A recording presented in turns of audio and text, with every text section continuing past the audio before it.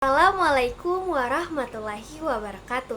Hai, perkenalkan saya Nadia Sangkota dengan NIM C0142218 dari Universitas Muhammadiyah Gorontalo, Fakultas Kedokteran dan Ilmu Kesehatan.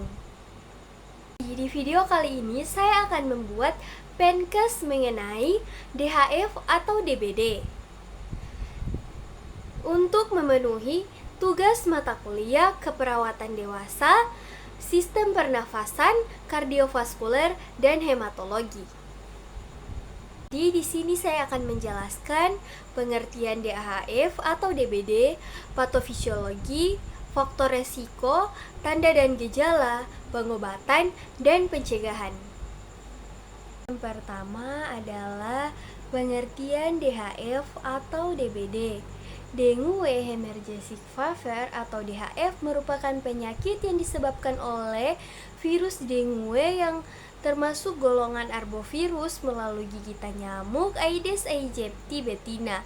Penyakit ini lebih dikenal dengan sebutan demam berdarah dengue atau DBD. Patofisiologi. Proses patofisiologi DHF melibatkan beberapa tahap. Awalnya, virus masuk ke tubuh melalui gigitan nyamuk dan menginfeksi sel-sel manusia, terutama sel darah putih dan sel endotel pembuluh darah. Selama fase febris, virus berkembang biak dalam sel darah putih dan menyebabkan demam. Pada tahap selanjutnya, infeksi menyerang sistem pembuluh darah, merusak dinding pembuluh darah kecil dan memicu peradangan. Kondisi ini dapat mengakibatkan peningkatan permeabilitas pembuluh darah yang memungkinkan cairan keluar dan menyebabkan penumpukan cairan di ruang antar sel dan jaringan. Dalam bentuk DHF yang lebih parah, disfungsi pembekuan darah dapat terjadi. Platelet sel darah yang membantu membekukan darah menurun jumlahnya, meningkatkan resiko pembuluh darah. Kondisi ini dapat berlanjut menjadi sindrom shock dengue, di mana tekanan darah turun secara signifikan menyebabkan kegagalan organ dan dapat berakibat fatal jika tidak ditangani dengan cepat. Pemahaman patofisiologi ini penting untuk merancang intervensi medis yang tepat, seperti pemberian cairan intravena dan pengelolaan agar guna mengurangi resiko komplikasi pada penderita DHF. Faktor resiko penyakit demam berdarah dengue atau DBD meliputi kondisi lingkungan yang mendukung perkembangan nyamuk Aedes aegypti seperti genangan air dan penumpukan sampah.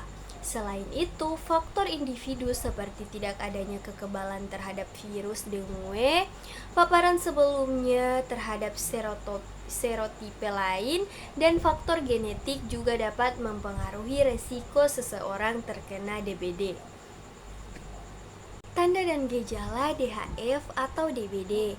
Yang pertama, demam tinggi, suhu tubuh di atas 38 derajat Celcius, nyeri otot dan sendi seperti kelelahan dan rasa sakit pada otot dan sendi. Kemudian nyeri di belakang mata, terutama saat bergerak bola mata. Kemudian ada ruam kulit, mungkin disertai seperti gatal. Terus ada pendarahan. Gejala DBD dapat terjadi pendarahan dari gusi, hidung, atau kulit. Jika Anda atau seseorang mengalami gejala ini, segera konsultasikan dengan profesional kesehatan. Kemudian ada pengobatan demam berdarah dengue atau DBD. Umumnya melibatkan perawatan medis untuk mengatasi gejala dan mencegah komplikasi pasien. Biasanya perlu istirahat, minum banyak air, dan mungkin memerlukan pemberian cairan intravena. Pengobatan lebih lanjut disesuaikan dengan kondisi klinis pasien dan dapat melibatkan obat pereda demam, analgesik, dan monitoring ketat oleh tenaga medis. Penting untuk segera mencari bantuan medis jika Anda ada gejala DBD karena kondisi ini dapat berkembang menjadi serius. Baik, yang terakhir adalah pencegahan. Cara terbaik untuk mencegah DBD adalah dengan menghindari terkena gigitan nyamuk yang membawa virusnya. Berikut ini adalah cara-cara agar kita bisa terhindar dari gigitan nyamuk Aedes aegypti. Yang pertama, mensterilkan rumah atau lingkungan di sekitar rumah Anda, misalnya dengan penyemprotan pembasmi nyamuk.